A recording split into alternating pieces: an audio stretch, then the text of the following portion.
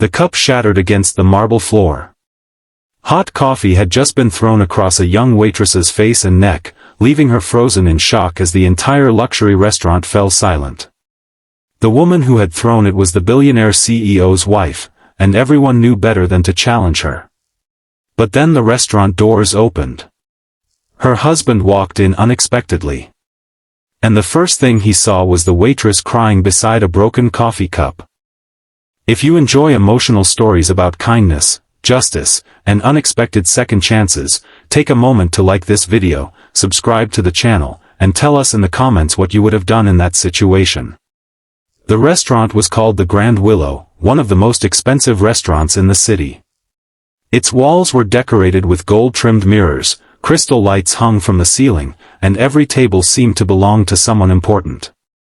For 23-year-old Lily Carter, however, it was simply a place where she worked 12 hours a day to pay her bills. Lily had never dreamed of luxury. She had grown up in a small apartment with her mother and younger brother. Her father had left when she was 9, and her mother had spent years working 2 jobs just to keep food on the table. Now Lily was doing the same. Every morning, she attended community college.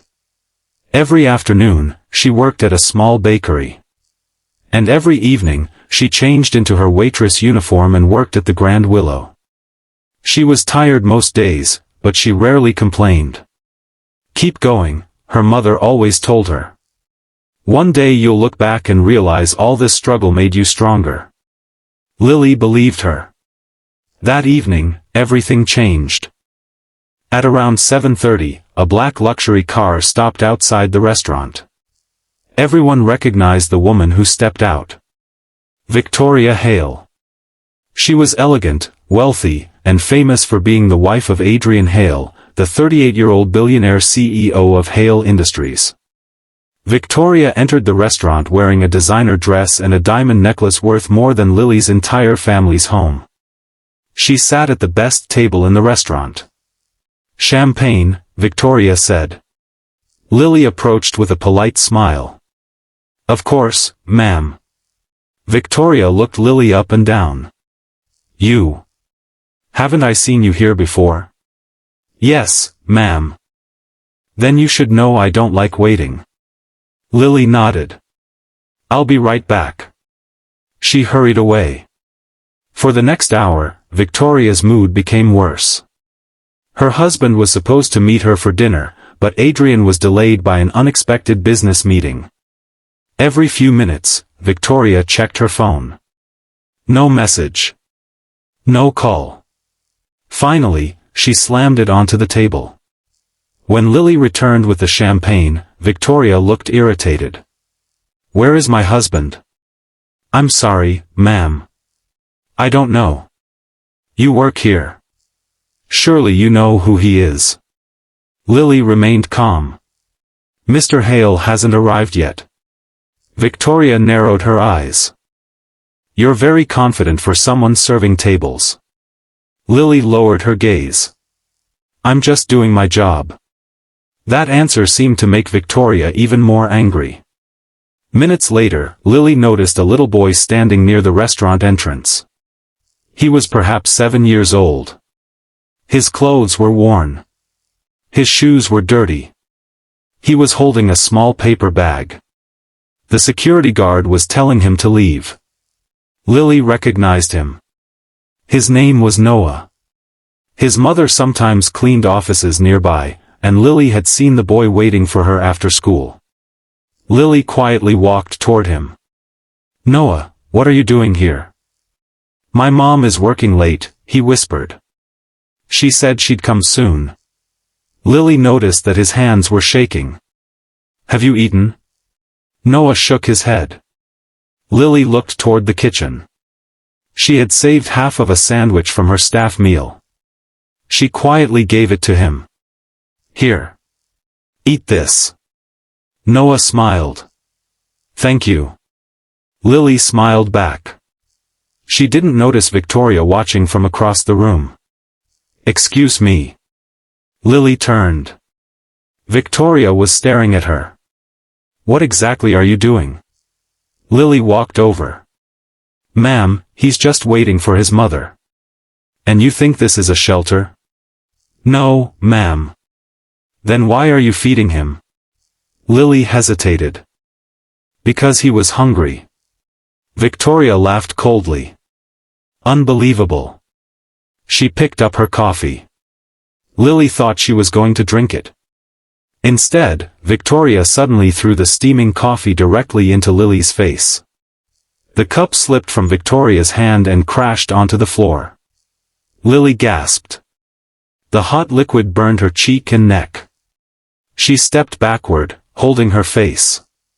The restaurant became completely silent. Noah started crying. Miss Lily.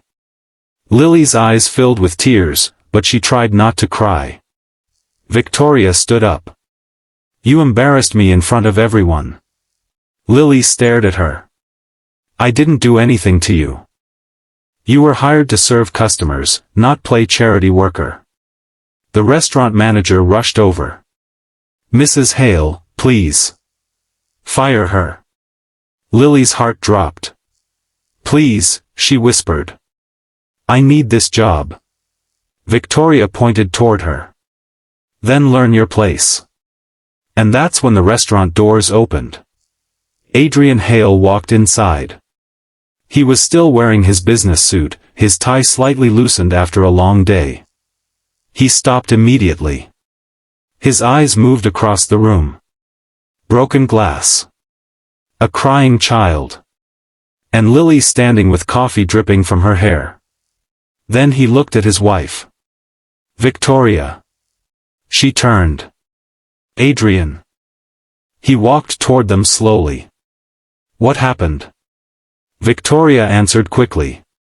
That waitress was being rude to me. She caused a scene and embarrassed me. Adrian looked at Lily. Is that true? Lily couldn't speak. The manager lowered his head. Sir.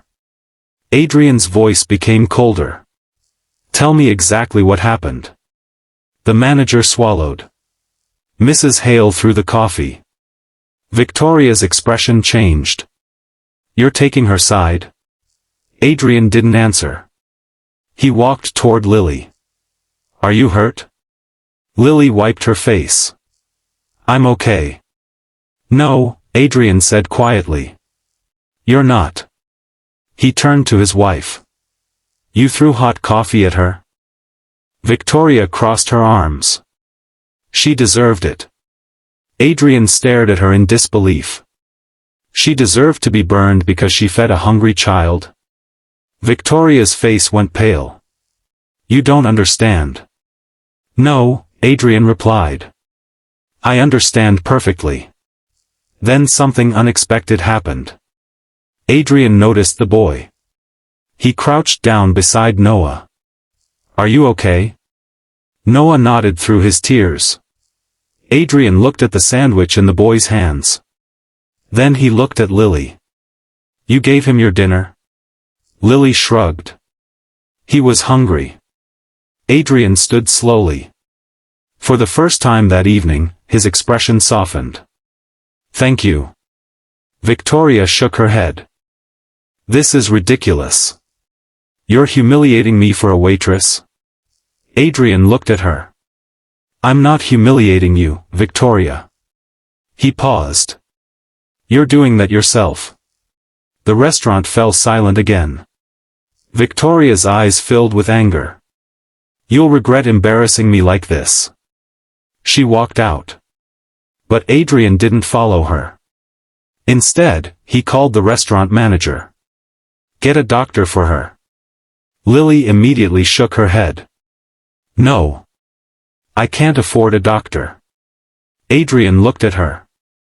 I'll take care of it. I don't want your money. That answer surprised him. You need medical attention. I know. Then why refuse? Lily looked down. Because people like me always end up owing people like you something. Adrian had no answer. For the first time in years, someone had spoken to him without fear. The next morning, Adrian visited Lily's home. He had discovered something during the night. Lily's mother had been seriously struggling with medical bills, while Lily's younger brother was about to lose his place at school. Adrian had also learned that Lily had been secretly sending part of her salary every month to help another elderly neighbor pay for medicine. She hadn't told anyone. Adrian stood outside her apartment holding a folder. Lily opened the door. "Mr. Hale? I came to apologize. You didn't throw the coffee." "No," Adrian said. "But I should have noticed what kind of person my wife had become long before last night." Lily remained silent. Adrian handed her the folder. "This is not charity. It's compensation for what happened." Lily looked inside. It contained money for her medical treatment and her lost wages. She wanted to refuse. But then she remembered her mother. She accepted it. "Thank you." Adrian nodded. Then he said something she didn't expect. "I've decided to start a foundation for restaurant workers and low-income families.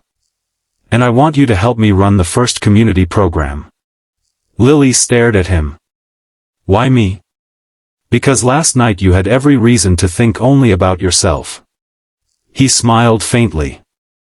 "But you were thinking about a hungry child." Months passed. The foundation grew quickly. Lily eventually left the restaurant and began working with families who needed food, education, and emergency assistance. She also returned to college. But Victoria's story had a darker ending. Adrian filed for divorce. During the proceedings, Victoria finally broke down. "I thought money made people respect me," she cried. Adrian looked at her sadly. "Money can make people notice you." He paused. "But kindness is what makes them remember you." Years later, Lily stood on a stage at the opening of the foundation's first community center. Among the crowd was Noah, now wearing a school uniform and holding a small bouquet of flowers. He walked onto the stage and handed them to Lily. "You helped me when nobody else did." Lily hugged him tightly. Then she looked into the audience and saw Adrian standing quietly in the back. He wasn't there as a billionaire. He was there as a man who had finally learned that wealth means very little if it doesn't make someone's life better. Lily smiled. And for a moment, she remembered the night the coffee burned her skin. She had thought that moment would destroy her. Instead, it had opened a door she never knew existed.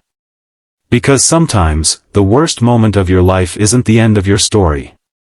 Sometimes, it is the moment that reveals who people truly are, and who you are becoming. The lesson is simple: never judge a person's worth by their job, clothes, or social status. Kindness shown when nobody is watching can change a life, while cruelty can destroy even the richest person's reputation. True wealth is not measured by what you own, but by the lives you make better.